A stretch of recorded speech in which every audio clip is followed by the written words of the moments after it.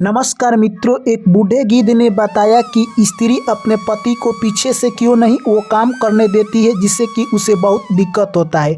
आखिर वो कौन सा ऐसा काम है जब पति अपने पत्नी के पीछे करता है तो उसे दुखी हो जाती है, नाराज हो जाती है और गुस्से में आ जाती है। आखिर ऐसा क्यों होता है? आखिर वो कौन ऐसा काम है जो कि एक पत्नी अपने पति को ही पीछे से नहीं करने देती है? आखिर ऐसा क्यों? आज की कहानी काफ़ी ज्ञानवर्धक होने वाली है, इसलिए आप लोग कहानी को अंत तक जरूर सुनना। एक बार की बात है, एक छोटा सा वृक्ष था। उसी वृक्ष पर एक गिद्ध और गिद्धनी के जोड़ा रहा करते थे। गिद्ध बैठा हुआ था, तभी गिद्धनी कहीं से आती है खाना खाकर। तभी गिद्ध को देखती है कि गिद्ध काफ़ी उदास बैठा हुआ है। तभी गिद्धनी कहती है कि आज इतना उदास क्यों बैठे हैं? तभी गिद्ध कहता है कि ऐसे ही आज मेरा मन कुछ नहीं कर रहा है। गिद्धनी समझ जाती है कि गिद्ध आखिर उदास क्यों है। तभी गिद्धनी कहती है कि मैं जब रास्ते से आ रही थी तो मेरे मन में दो प्रश्न खटक रहा है। मैंने ऐसा दो प्रश्न देखा है जिससे कि मैं चाहती हूँ कि आप उसे बता दीजिए।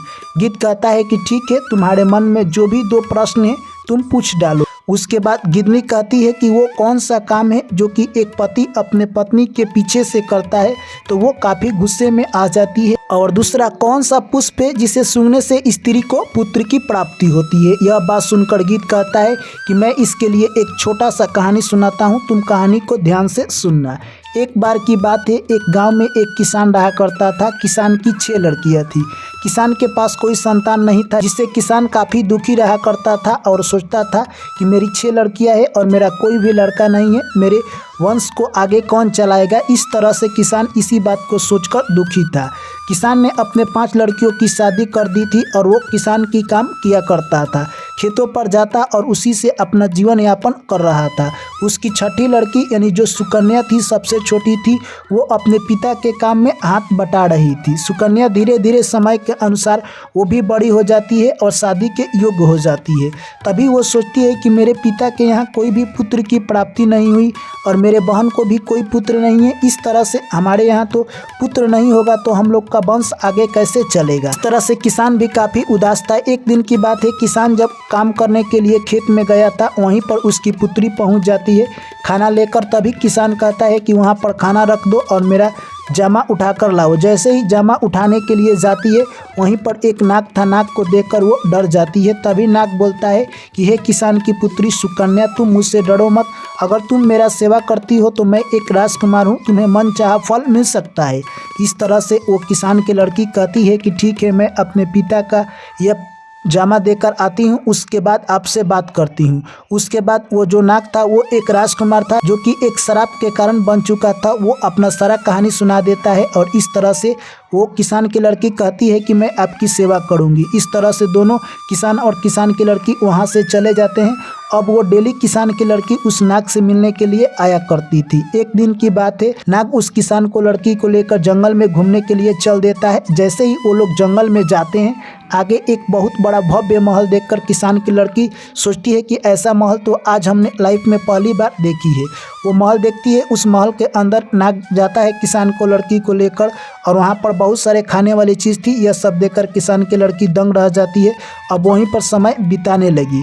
इस तरह से किसान की लड़की जाती है, फिर अपने घर और अपने माता पिता से सारी कहानी यानी कहे तो बताती है और कहती है कि मैं अब कुछ करना चाहती हूँ, आप लोग मुझे रोकिएगा नहीं, और उस नाग के बारे में नहीं बताती है। इस तरह से अब वो नाग से छुप छुप कर मिलने लगी और ऐसे ही समय निकलता गया। 1 साल बीत जाता है। तब वो लड़की अपने घर जाती है तो नाग उसको बहुत सारा सोना चांदी देता है। यह सब सोना चांदी लेकर वो अपने घर जाती है और माता पिता को देकर पुनः चली आती है। ऐसे ही दूसरा साल बीतता गया, फिर सोना चांदी लेकर जाती है और लौट कर आती है। जब तीसरे साल जाती है सोना चांदी लेकर, तब उसके माता पिता कहते हैं कि तुम आखिर ये कहाँ से लाती हो और हम लोग को क्यों नहीं बताती हो। तभी कहती है कि आप लोग इस सोना चांदी को रख लीजिए, जब समय आएगा तो मैं बता दूंगी। इस तरह से दोस्तों किसान अपने लड़की को जंगल में इस बार नहीं जाने देता है और समय निकल जाता है। 3 साल का समय पूरा होते ही वहाँ से नाग एक राजकुमार बन चुका था और वहाँ से वो गायब हो चुका था। लड़की अगले दिन जैसे ही उस स्थान पर पहुँचती है, यह सब देखकर दंग रह जाती है और सोचने लगती है कि मेरा जो भी सेवा पानी था वो सब बेकार हो गया। अब वो नम आंखों से वहीं पर रोने लगती है। आगे जैसे उस जंगल में बढ़ती है, एक झोपड़ी दिखाई देता है। उस झोपड़ी में एक बूढ़ी माँ रहा करती थी। उस बूढ़ी माँ से सारा कहानी अपनी सुना देती है। तभी बूढ़ी माँ उसे कुछ उपहार में 3 ऐसी चीज़ें देती है जो कि उसे काम आ सकता है। उसके बाद बूढ़ी माँ कहती है कि जाओ तुम इस पहाड़ के उस पार जाओगी तो वो राजकुमार रहता है, तुम्हें उससे मुलाकात हो सकती है। वो अगले दिन निकलकर उस पहाड़ पर चढ़ाई करने का प्रयास करती है, परंतु उस पहाड़ पर चढ़ाई नहीं कर पाती है और बार बार वहीं से गिर जाती थी। फिर वो एक लोहार के पास जाती है और घोड़े का नाल बनाकर अपने हाथ और पैरों में लगा लेती है। इस तरह से वो पहाड़ की कठिनाई भरी यानी कहे तो चढ़ाई करती है और कुछ दिनों के बाद उस राजकुमार के पास यानी उसके राज दरबार में पहुंच जाती है। राज दरबार में जैसे ही पहुंचती है वहां पर एक दाई का काम था जो कि इन्हें सुकन्या को दाई के रूप में वहाँ के राजकुमार रख लेते हैं। अब वो वहीं पर रहने लगी। जैसे ही वो राजकुमारी से मिलती है, सुकन्या एक ऐसी चीज़ दिखाती है जो कि उसको बूढ़ी माँ दी थी। यह सब देखकर वो दंग रह जाती है और कहती है कि ये मुझे दे दो। तभी सुकन्या कहती है कि इसके बदले में आपके पति यानी राजकुमार के साथ एक दिन सोना चाहती हूँ। इस तरह से दोस्तों आपको बता दे वो राजी हो जाती है और कहती है कि ठीक है और अपने पति को नींद का दवा दे देती है राजकुमारी। उसके बाद सुकन्या रात्रि में जैसे ही जाती है अपना सारा करुणामय कहानी सुनाती है, परंतु वो राजकुमार नींद की गोली खाकर सो गया था, उसे कुछ भी सुनाई नहीं देता है। इस तरह से फिर दूसरा दिन होता है और एक फिर से वो ऐसी वस्तु निकालती है जिसे देखकर राजकुमारी दंग रह जाती है और कहती है कि आप मुझे ये भी दे दीजिए। तभी वो कहती है कि इसके बदले भी मैं आपके राजकुमार के साथ एक दिन रात बिताना चाहती हूँ। इस तरह से फिर परमिशन देती है और आज भी जाकर वैसा ही कर रही थी, परंतु वो नींद की गोली खाकर राजकुमार सो गया था, उसे कुछ भी सुनाई नहीं देता है। दोस्तों आपको बता दें एक दरबान था जो कि सुन लेता है और जाकर अगले दिन राजा से सारी कहानी बता देता है। आज राजकुमार सब कुछ जान जाता है कि ये तो वही किसान की लड़की सुकन्या है जो कि मेरी जान बचाई थी और मेरी सेवा की थी। फिर से अगले दिन एक उसके पास सोने के चरखा था वो निकालती है।